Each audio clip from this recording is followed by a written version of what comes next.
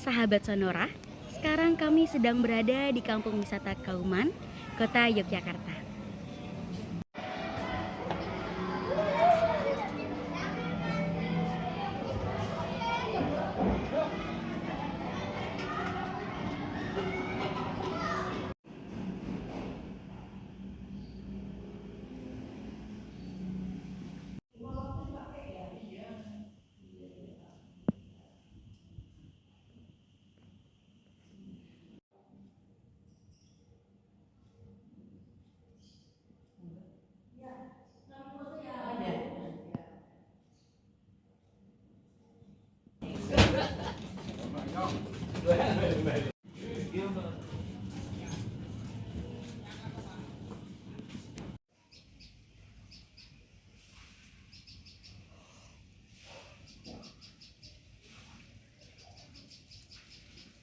Sahabat Sonora, sekarang kami sudah bersama Ketua Kampung Wisata Kauman, Kota Yogyakarta, Bapak Maulana Muhammad Abror atau bisa dipanggil Pak Maulana, nggih. Nggih, leres bisa. Nggih.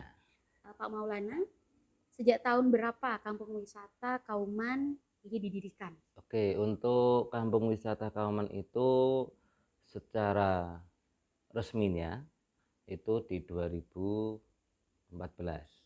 Karena di 2014 itu kan kita bareng-bareng dengan 17 kampung wisata yang lain di bawah Dinas Pariwisata Kota Jogja waktu itu. Tapi kalau untuk secara tidak langsungnya kita dari 2010, Mbak. 2010 kita berdiri, kita langsung menyikapi tamu atau pengunjung datang di Masjid Gede waktu itu. Yeah. Kalau dari bagaimana sih Pak ide membangun kampung wisata Kauman sendiri? Ide membangun wisata Kauman sendiri itu tadi Mbak tak sampaikan, kita menyikapi dari pengunjung Masjid Gede atau jamaah Masjid Gede Yogyakarta. Yang dimana itu mulai terlihat itu kan di 2010 waktu itu berbarengan dengan acara Muktamar Muhammadiyah yang 1 abad yang diadakan di Yogyakarta waktu itu. Nah ternyata animo dari jamaah Muhammadiyah yang datang ke Jogja itu banyak sekali yang masuk ke Kauman untuk berjamaah di sholat di Masjid Gede, dan mereka juga pengen tahu mengenai tentang tapak tilas dari Muhammadiyah khususnya ya Mbak ya. Nah disitulah kami dulu hanya beberapa orang, masih bertiga kalau enggak berempat itu, ada yang tanya seperti itu, kita kawal, kita pandu mereka, kita antar mereka, kita sambil menjelaskan sedikit demi sedikit. Nah itulah yang menjadi landasan kita untuk membuat sebuah, kayak dulu masih sifatnya kayak sebuah komunitas Mbak ya. Komunitas, tapi di 2014 akhirnya ada wadah dari Dinas Pariwisata Kota itu untuk membentuk sebuah desa wisata waktu dulu. Tapi karena ini di kampung, di kota, akhirnya menjadi kampung wisata. Apa aja sih Pak keunggulan dari kampung wisata Kauman? Untuk keunggulan dari kampung wisata Kauman itu kita lebih menonjolkan tentang heritage-nya Mbak. Heritage-nya. Jadi di sini kebetulan untuk kampung Kauman sendiri kita mempunyai sosok paling besar adalah Masjid Gede itu sendiri, yang dimana itu masjid itu kalau kita menceritakan, kita ndongeng gitu Mbak mengenai masjid itu udah panjang sekali. Nah di samping itu kalau kita nanti masuk ke dalam kampung itu ada rumah-rumah kuno atau rumah-rumah lama milik saudagar batik yang ada di Kauman dulu. Terus kalau untuk situs yang lain ada Langgar Kiai Haji Ahmad Dahlan, ada Musola Aisyah, terus Pondok Pesantren Aisyah yang sekarang menjadi TK Aba Kauman itu. Terus yang ke berikutnya itu ada Dalem Pengulon, sekarang jadi kantor urusan Pengulon itu. Dan satu lagi kita punya satu monumen tentang Askar Perang Sabil. Apa aja sih Pak prestasi yang udah didapetin dari kampung wisata Kauman? Kalau untuk prestasinya itu apa ya Mbak ya? Biasanya gini Mbak, kalau lebih lebih tepatnya kita bergerak kepada bidang di wisatanya Mbak. Mungkin kalau untuk prestasi sendiri kami merasa kami lebih mampu dan lebih sering untuk mendatangkan tamu ke kampung wisata. Oke. Kalau untuk yang dari lain-lain, ya kita hanya sebagai penggembira aja, Mbak. Termasuk di dinas kota juga itu kita sebagai penggembira aja di sana. Gitu, Mbak. Oke. Oke, sahabat Sonora, selanjutnya kita akan lihat lokasi-lokasi wisata di Nggih. Kampung Wisata Kauman Kota Yogyakarta. Dan Nggih. pastinya sambil cerita-cerita sedikit nih, Pak. Nggih, siap siap, Oke. oke. Oke, Pak, sekarang kita berada di mana? Ya, kita sekarang berada di Masjid Gede Yogyakarta. Ya, di Masjid Gede Yogyakarta salah satu objek atau situs yang kita menjadi poin utama di Kampung Wisata Kauman. Sebelum nanti kita masuk ke dalam kampung, kita berjalan-jalan di lorong-lorong kampung. Biasanya kayak gitu, Mbak. Mungkin boleh ceritain sedikit, Pak, tentang Masjid Kauman. Masjid Gede Kauman ya, untuk Masjid Gede lebih tepatnya itu Masjid Kagungan Dalem Kraton Ngayogyakarta Diningrat, Mbak. Karena penyebutan Masjid Gede Kauman itu kadang kurang pas. Iya, itu pasti. Oke, kita sambil jalan aja atau gimana, Mbak? Boleh sambil Sambil jalan ya? jalan. Oke, kita berada di Masjid Gede Kauman. Masjid Gede Kauman ini adalah salah satu SAP. Ini adalah salah satu apa namanya destinasi atau objek yang akan kita suguhkan kepada wisatawan, di mana di masjid ini banyak sekali sejarah-sejarah yang bisa kita sampaikan ataupun filosofi-filosofi yang bisa kita sampaikan kepada para pengunjung. Yang pertama mengenai sejarah pendirian masjid dulu, yang utama itu kan itu. Nanti akan mempengaruhi mengenai apa sih Kauman itu. Nah, itu juga tidak lepas dari sejarah berdirinya Masjid Gede ini. Nah, kalau salah satu dari bagian Masjid Gede ini yang menjadi apa namanya materi yang paling menarik di sini bisa dilihat, Mbak, di sini banyak sekali ornamen atau motif-motif yang muncul, di mana semua motif ini mengandung makna atau berfilosofi semuanya.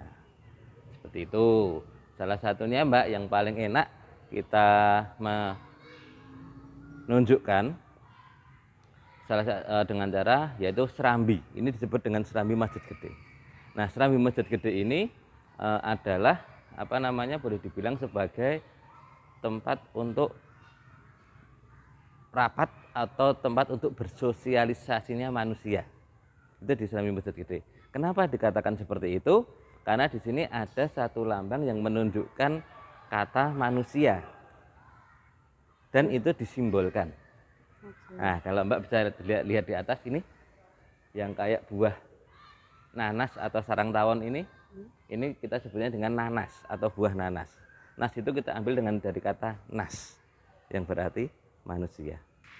Nah, jadi serambi Masjid Gede ini sebagai fungsi tempat untuk bersosialisasi sesama manusia. Begitu. Kalau untuk yang utama itu nanti langsung kita hubungannya dengan Tuhan. Jadi untuk beribadah kita dengan Tuhan yang di dalam. Tapi kalau untuk ngobrol-ngobrol yang lain keluar. Seperti itu.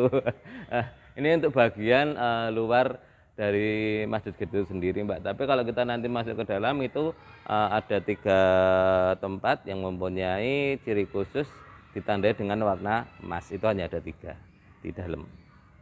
Yang pertama adalah mimbar, yang kedua itu adalah tempat imam atau mihrab, yang ketiga adalah maksuro. Maksuro itu adalah tempat khusus untuk raja beribadah waktu dulu.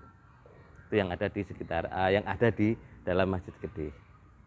Nah, kalau dari nanti ke filosofi yang lain, ke bentuk bangunan pun juga iya sebenarnya.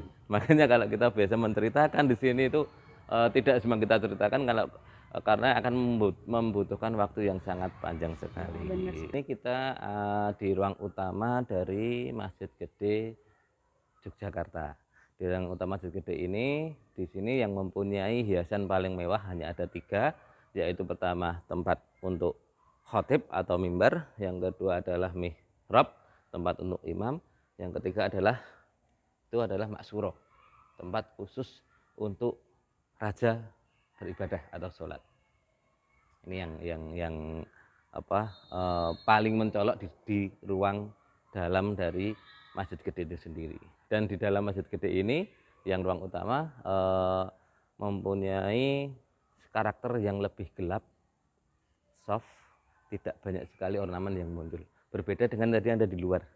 Serambi itu lebih gemerlap, lebih indah dan lebih wah. Nah, tak bilang tadi karena untuk yang berada di ruang utama ini adalah tempat khusus kita menghadap kepada Tuhan. Jadi lebih dicenderungkan lebih tenang, adem dan enggak begitu mencolok. Oke, Mbak, sekarang kita berada di salah satu situs yang ada di Kampung Kauman, yaitu di Kampung Kauman ada sebuah makam, di mana ini disebut dengan makam Kauman ya. Makam Kauman itu lebih tepatnya dulu digunakan untuk keluarga raja, jadi makam tertutup. Nah, kenapa kita mengangkat di sini? Karena di makam Kauman ini dijadikan makam untuk istri dari Kiai Haji Ahmad Dahlan. Nyai Ahmad Dahlan dimakamkan di sini. Termasuk para pahlawan, ada 3 tokoh pahlawan besar yang terkenal di daerah Kota Baru, beliau dimakamkan di sini juga. Gitu. Sekarang kita berada di mana? Oke, sekarang kita berada di Langgar Kidul atau Langgar dari Kiai Haji Ahmad Dahlan. Nah, Langgar Kiai Haji Ahmad Dahlan juga adalah situs yang memang benar-benar menjadi ikoniknya di Kampung Kauman, di mana sepak terjang dari tokoh Kiai Haji Ahmad Dahlan itu sendiri sangat luar biasa dalam mewarnai peradaban waktu itu. Nah, ini adalah salah satu situs yang ada dan masih asli, tidak ada perubahan yang berarti, hanya kemarin ada renovasi aja yang sudah rusak diganti dengan yang baru. Tapi kalau untuk bentuk bangunannya semuanya masih asli, Mbak. Oke, Mbak, sekarang kita berada di salah satu situs lagi di Kampung Kauman. Ini kita berada di Musola Aisyah. Kenapa ini kita menjadi situs yang kita suguhkan? Karena ini adalah salah satu musola khusus yang terjaga sampai saat ini, dan yang menggunakan musola ini khusus hanya untuk perempuan. Tidak ada jamaah laki-laki yang sholat di musola ini. Ini bentuk emansipasi wanita yang sudah ada sejak dari dulu, Mbak. Dan musola ini didirikan sebagai Dahlan sendiri di tahun 1922. Dan kalau untuk bangunan masih asli, tidak ada perubahan, hanya penambahan pada kanopi depan ini aja. Itu, Mbak. Oke, sekarang kita berada di salah satu juga dari objek atau situs yang ada di Kampung Kauman, yaitu ada monumen Syuhada Fisabilillah Kauman Darussalam. Nah, ini adalah monumen yang didirikan untuk mengenang beliau-beliau pemuda-pemuda waktu itu yang membantu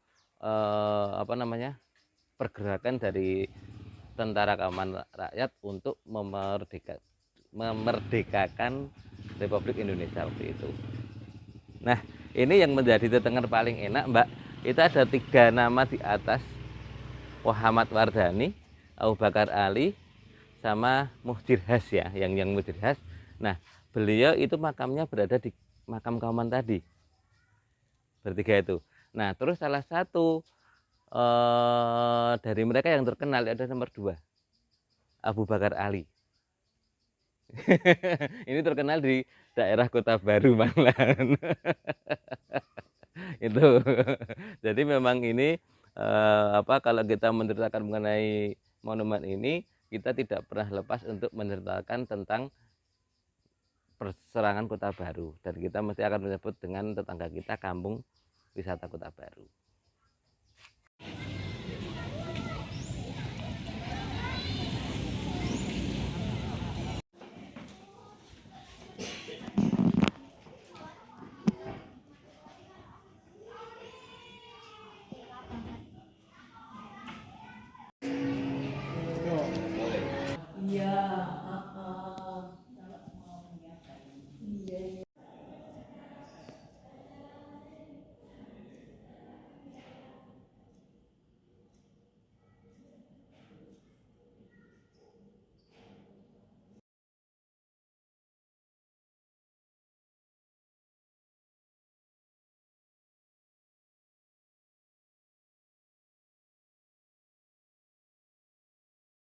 Itu di depan situ, Mbak, apa namanya,